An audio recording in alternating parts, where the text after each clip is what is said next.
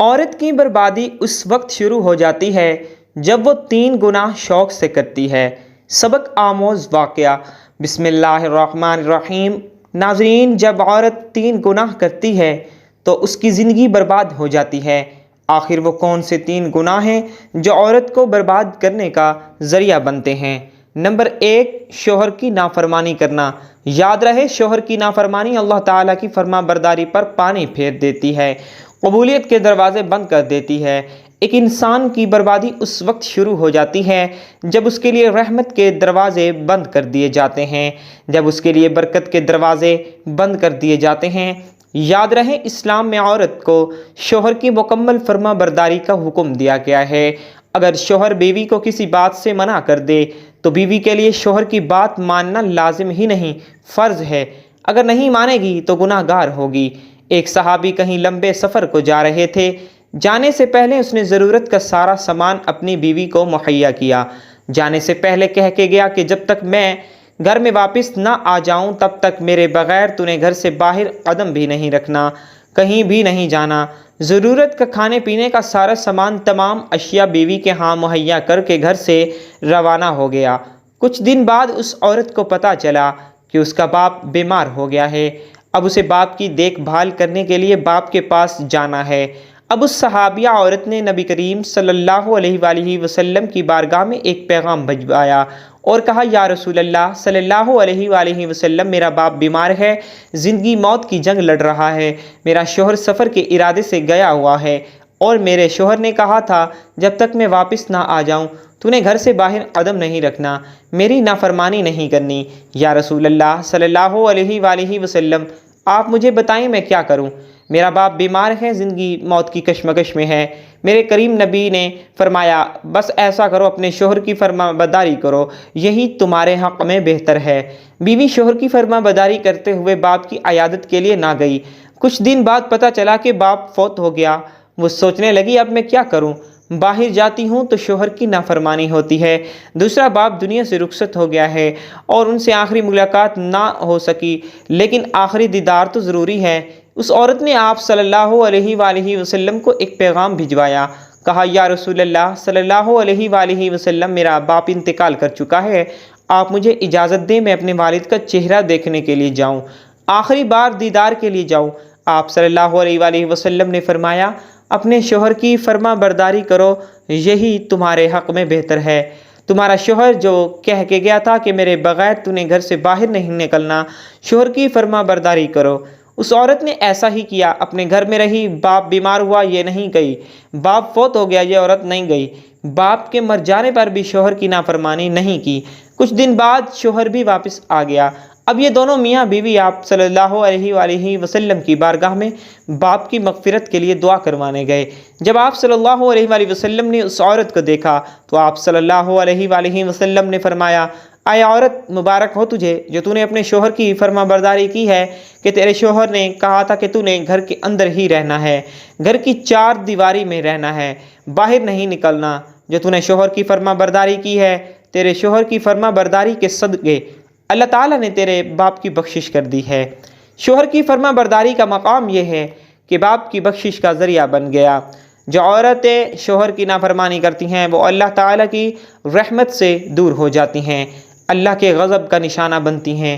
عورت کی بربادی کا دوسرا گناہ، جب وہ اپنے شوہر کے سامنے اس کی ماں کے خلاف ایسے ایسے جملے بولتی ہے، ایسی ایسی باتیں کرتی ہے جو بیٹے کو ماں سے دور کر دیتے ہیں، ان کے دل میں ماں کے لیے نفرت پیدا کرتی ہے۔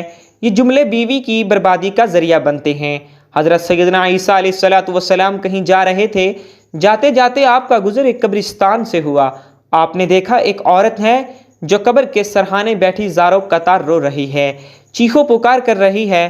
تو حضرت سیدنا عیسیٰ علیہ السلام اس عورت کے قریب آئے، پوچھا، عورت تو کون ہے اور کس کی قبر پہ بیٹھ کر رو رہی ہے؟ عورت نے کہا، یہ قبر میری بیٹی کی قبر ہے۔ میری بیٹی نوجوان تھی، 1 سال اس کی شادی کو نہیں ہوا تھا کہ موت کی گرفت میں آ کر قبر کی اندھیری کوٹھری میں جا سوئی ہے۔ میرا کوئی عزیز و اقارب نہیں ہے، میرے رشتہ دار نہیں ہیں، میرے ماں باپ فوت ہو گئے ہیں، میں ایک ہی تھی اور اس کے بعد ایک میری بیٹی تھی۔ اللہ تعالیٰ نے میری بیٹی کو بھی سنبھال لیا۔ اب میں رو رو کے موت مانگ رہی ہوں، یا اللہ مجھے بھی اپنی بیٹی کے ساتھ سلا دے۔ حضرت عیسیٰ علیہ السلام نے فرمایا، اے عورت، اگر تیری بیٹی زندہ صحیح سلامت قبر سے باہر نکل آئے اور تو اپنی بیٹی کے حال سے آگاہ بھی ہو جائے تو پھر کیا تو صبر کر لے گی اور پھر تو واپس گھر چلی جائے گی؟ اس عورت نے کہا، حضرت 6 سال کا عرصہ گزر گیا، بیٹی کی قبر پہ بیٹھ کے روتے روتے اگر میری بیٹی مجھے اپنے حال سے آگاہ کر دیتی ہے تو میں صبر کر جاؤں گی، واپس اپنے گھر میں چلی جاؤں گی۔ حضرت سیدنا عیسیٰ علیہ السلام نے 2 رکعت نماز پڑھی۔ نماز پڑھنے کے بعد قبر کے سرحانے آئے، آواز دی، اے فلاں عورت، اللہ تعالیٰ کے حکم سے زندہ ہو کر قبر سے باہر نکل آ۔ آپ علیہ السلام نے ایک بار آواز دی، عورت قبر سے باہر نہیں نکلی۔ دوسری بار آواز دی، اے فلاں عورت، اللہ تعالیٰ کے حکم سے زندہ ہو کر قبر سے باہر نکل آ۔ دوسری بار بھی یہ لڑکی باہر نہیں نکلی۔ تیسری بار آپ علیہ السلام نے آواز دی، اے فلاں عورت، اللہ تعالیٰ کے حکم سے زندہ ہو کر قبر سے باہر نکل آ، ہمیں اپنے حال سے آگاہ کر کے تو قبر میں کس طرح کی زندگی گزار رہی ہے۔ حضرت سیدنا عیسیٰ علیہ السلام نے جب تیسری بار آواز دی، اے فلاں عورت، اللہ تعالیٰ کے حکم سے زندہ ہو کر قبر سے باہر نکل آ اور ہمیں اپنے حال سے آگاہ کر، ایک دم قبر پھٹی، اپنے جسم سے اپنے سر سے مٹی جھاڑتے ہوئے ایک لڑکی باہر نکلی۔ حضرت عیسیٰ علیہ السلام دیکھ کر حیران رہ گئے کہ اس لڑکی کے سر کے بال سفید ہو چکے تھے۔ حضرت عیسیٰ علیہ السلام نے سب سے پہلے پوچھا کہ اے عورت، تو میری پہلی آواز سے قبر سے باہر کیوں نہ نکلی؟ اتنی دیر سے قبر سے باہر کیوں نہیں نکلی ہے؟ اس لڑکی نے کہا کہ حضرت، جب آپ علیہ السلام نے مجھے پہلی بار آواز دی تو اللہ تعالیٰ نے ایک فرشتے کو میری قبر کے اندر بھیجا۔ فرشتہ آسمان سے زمین پر اترا، پھر میری قبر میں آیا۔ اس فرشتے نے میری ٹوٹی پھوٹی ہڈیوں کو ایک دوسرے سے جوڑا، میرے اعضاء کو جوڑا۔ جب آپ علیہ السلام نے دوسری بار آواز دی تو اس فرشتے نے میرے اندر روح پھونکی۔ جب میرے اندر روح ڈالی گئی تو میرے کانوں نے سننا شروع کیا۔ جب آپ علیہ السلام نے تیسری بار آواز دی، ایک دم میں ڈر گئی، سہم گئی، دہشت کی وجہ سے میرے سر کے بال سفید ہو گئے، اس سوچ کی بنیاد پر کہ کہیں یہ قیامت کی آواز تو نہیں ہے، کہیں یہ سور پھونکنے کی آواز تو نہیں ہے۔ اے حضرت، قیامت کا نام سن کر دہشت کی وجہ سے میرے سر کے بال سفید ہو گئے۔